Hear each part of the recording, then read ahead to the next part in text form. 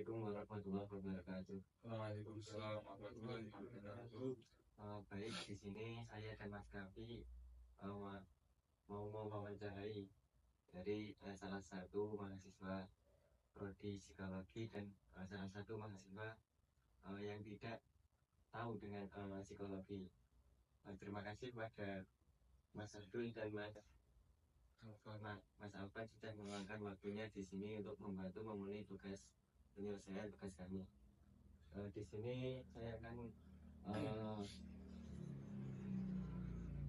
wawancara atau berdiskusi dengan tema tentang perceraian dari lingkup psikologi dan di luar psikologi. Baik, langsung saja saya akan tanya dengan Mas Abdul tentang dari sudut pandang psikologi tentang perceraian. Bagaimana Mas Abdul yang Anda ketahui tentang psikologi tentang perceraian dari sudut pandang psikologi? Kalau dari sudut pandang orang biasa kan perceraian itu adalah sebuah bubarnya dari dua hubungan.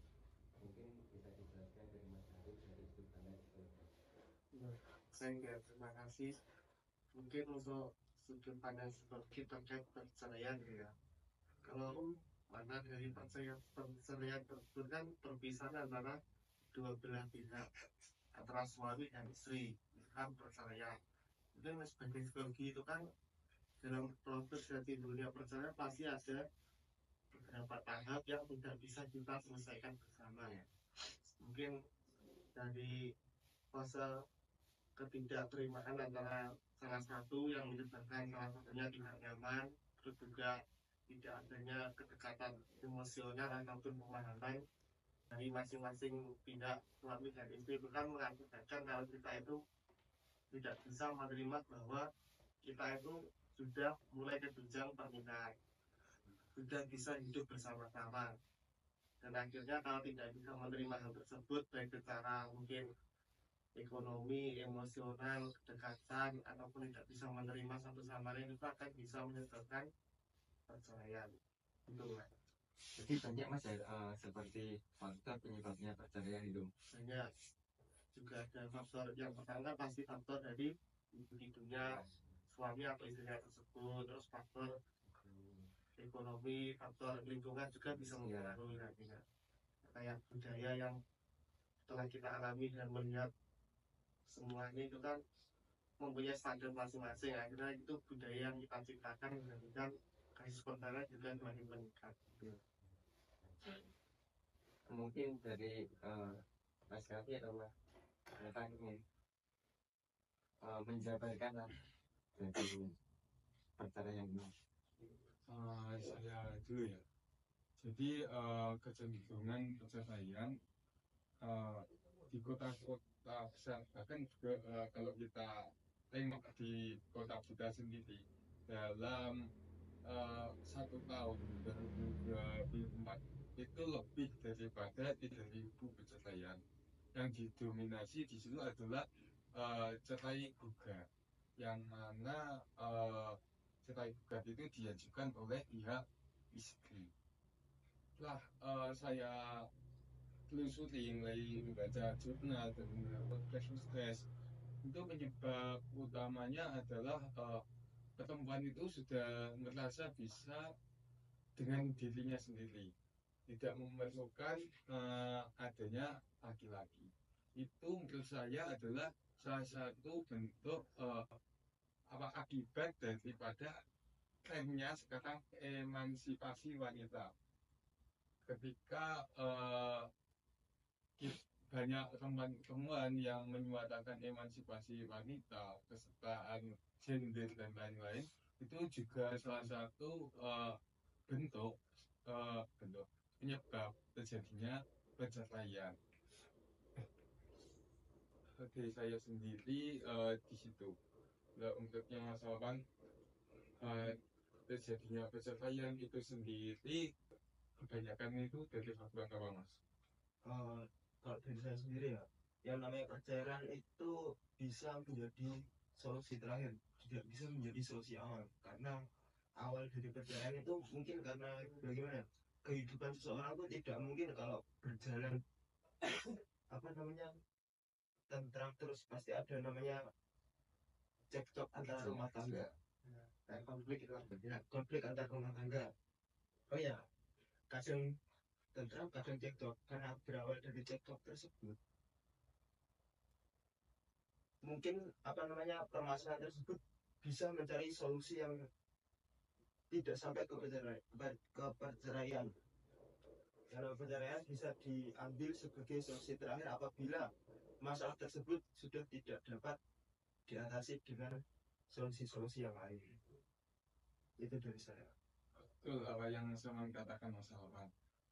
Di dalam pengadilan agama itu sebelum hakim memutuskan untuk dilakukan sidang itu pasti ditanyai dulu apakah benar-benar pengen dipastikan apakah benar-benar ingin cerai. Nanti ya dijelaskan situ akibat-akibat daripada perceraian, mulai dari psikisnya anak itu bisa terganggu dan lain-lain. Itu masih dihalang-halangi lebih dahulu oleh pengadilan agama sebelum masuk peradilan.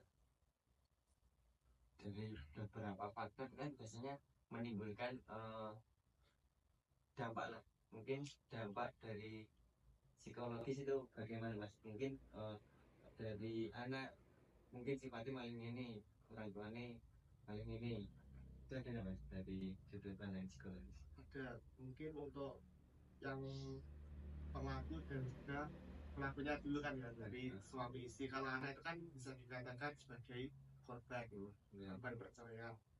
Mungkin untuk orang tuanya itu ada beberapa yang bisa merasakan itu sebuah kelegaan, yang apa itu mengajukan gugatan tadi, karena merasa dia lebih bisa lebih enjoy dan juga bisa lebih aktif lagi melakukan sesuatu hal tanpa adanya ikatan. Mungkin bagi seorang yang diceraikan itu kan hampir sama dengan anak, tapi kalau anak itu kan berkelanjutan. Nah, fasenya itu yang pertama biasanya seseorang itu akan mengalami fase ketidakterimaan. Jadi tidak bisa menerima ini masih sudah cerai atau belum, saya masih punya orang tua atau tidak, masih bertanya-tanya dan tidak terima kan hal tersebut. Nah, setelah itu kan ada fase yang dinamakan fase depresi ringan lah, yang mengakibatkan dia itu kepikiran aku nggak bisa hidup tanpa suami atau tanpa istri, aku nggak bisa hidup tanpa seorang ayah dan ibu, saya sangat membutuhkan hal tersebut. Itu pasti akan terjadi setelah fase yang awal tadi, fase tidak menerima hal tersebut. Setelah itu depresi ringan, ya selanjutnya itu berlanjut ke depresi berat, ataupun kalau yang positif itu ke fase penerimaan. Jadi sudah mulai menerima, oh saya sudah mulai hidup sendiri, jadi saya harus bisa beraktivitas kembali seperti biasanya. Anaknya juga seperti itu, saya tidak punya salah satu orang tua karena cerai, jadi saya bisa harus lebih mandiri lagi. Itu jadi ada beberapa fase itu menurut psikologi dari pelaku dan juga korbannya gitu. Begitu. Mungkin dari Mas Alvan, mungkin ada contoh dari seorang tanggane itu. Biasanya kan ada seorang yang sudah bercerai meninggalkan anak, jadi kan anak sebagai korban itu, anaknya itu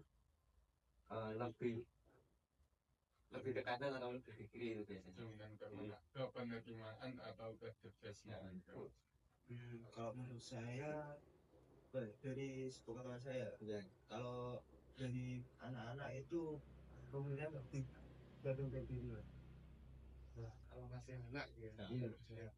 Karena bagaimana yang namanya anak-anak itu butuh bimbingan langsung dari kedua orang tua.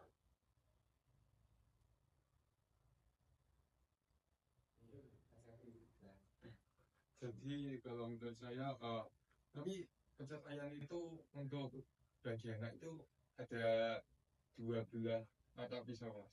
Ada sisi positif dan negatifnya dari perceraian. Jika keluarga itu sudah tidak bisa harmonis, benar-benar sudah tidak bisa harmonis ketika dibawa ke psikolog pun juga tidak bisa menemukan win-win solution, itu kan sudah berarti bertengkar. Terus ketika orang bertengkar, psikisnya anak itu juga bisa kena. Ketika orang tua itu sudah tidak bisa mendapatkan win-win solution, akhirnya berpisah. Dan ketika berpisah, akhirnya ayah dan ibunya sudah bisa membangun keluarga sendiri-sendiri kembali, menikah kembali, dan bisa mendapatkan keluarga yang lebih harmonis. Pastinya anaknya akan lebih dan psikisnya malah lebih baik daripada dengan mempertahankan hubungan pernikahan tersebut. Menurut saya di situ. Jadi lebih fair itu mas ya kalau hubungannya kedua orang tuanya sudah pisah gitu ya. Iya, tapi kan sebelum perpisahan itu seperti masalah tadi itu bukan solusi utama. Ya. Jadi kita bawa ke psikolog dulu. Ketika dibawa ke psikolog, nantinya itu apa win-win solution yang bisa ditawarkan itu seperti apa. Kalau sudah tidak bisa, nah itu baru ke saya. Tapi menurut saya kalau bagi anak-anak yang namanya perceraian itu sangat fatal. Karena bagaimana bisa membuat anak-anak tuh trauma bagaimana perceraian kedua orang tuanya. Saya itu ada apa namanya bisa membuat apa perubahan gaya hidup, karena yang biasanya apa namanya istilahnya yang namanya anak karena masih menjadi awal dididik bagaimana untuk seterusnya, itu tuh apa namanya jadi kayak lepas, nggak ada yang menyetir lah seperti itu menurut saya. Kurangnya controlling nanti mas ya. Kurang kontrol dari bimbingan kedua orang tua. Soalnya dari akibat perceraian dengan hanya pertengkaran itu lebih besar perceraian.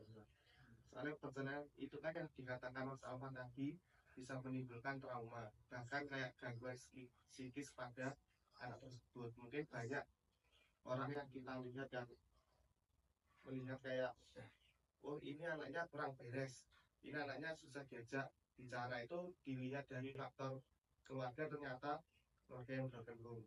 Beda sama orang-orang yang hanya permasalahan keluarga itu pasti hanya akan curhat kepada temannya, hanya emosionalnya aja yang tidak terkontrol, sering tantruman, mungkin kayak gitu.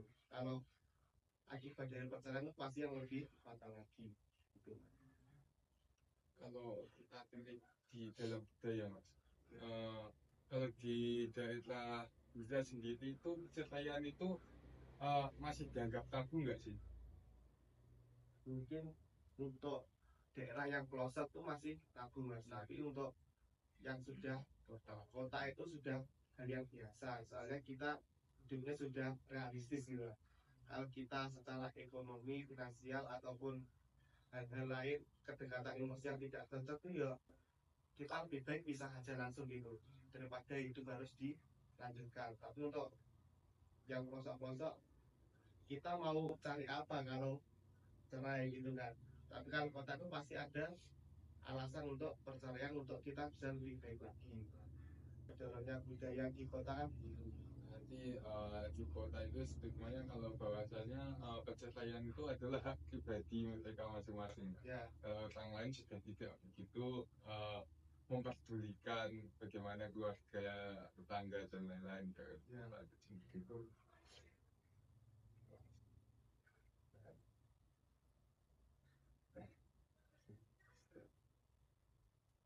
Baik, terima kasih kepada Mas Sadrul, Mas Alvan sudah membantu untuk menyelesaikan tugas mata kuliah kami. Mungkin dari saya bila ada kurang lebihnya saya mohon maaf. Saya akhiri wabillahi taufiq. Assalamualaikum warahmatullahi wabarakatuh. Waalaikumsalam warahmatullahi wabarakatuh.